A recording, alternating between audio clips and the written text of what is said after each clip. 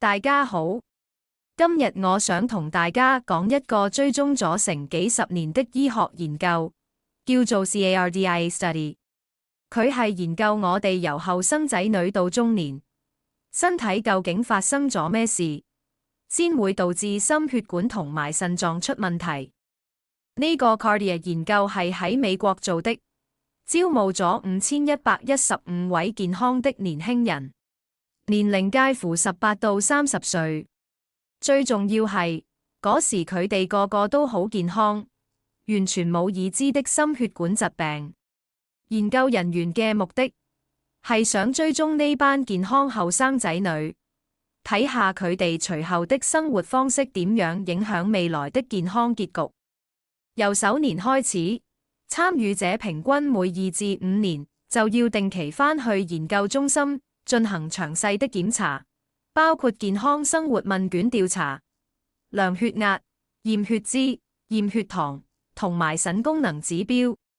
還會做心臟超聲波和斷層掃描，計算冠狀動脈鈣化指數，亦會做頸動脈超聲波、認知功能測試、大腦 MRI。在追蹤咗25年，佢哋發現咗咩？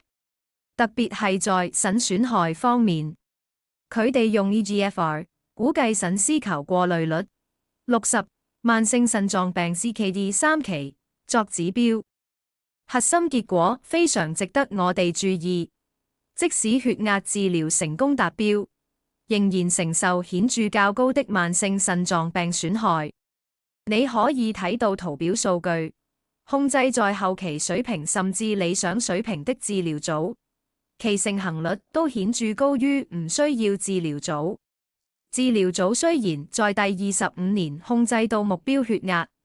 但無法消除累積暴露導致構造損傷。在腎功能 eGFR 60指標上，累積 SBP 大於等於3000血壓單位年的組別，其盛行率高達 6.9%。這正強調必須將預防重點放在基本預防上，防止血壓上升，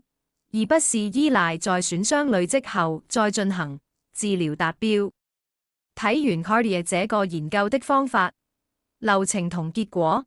帶俾我哋最關鍵嘅健康教育資訊係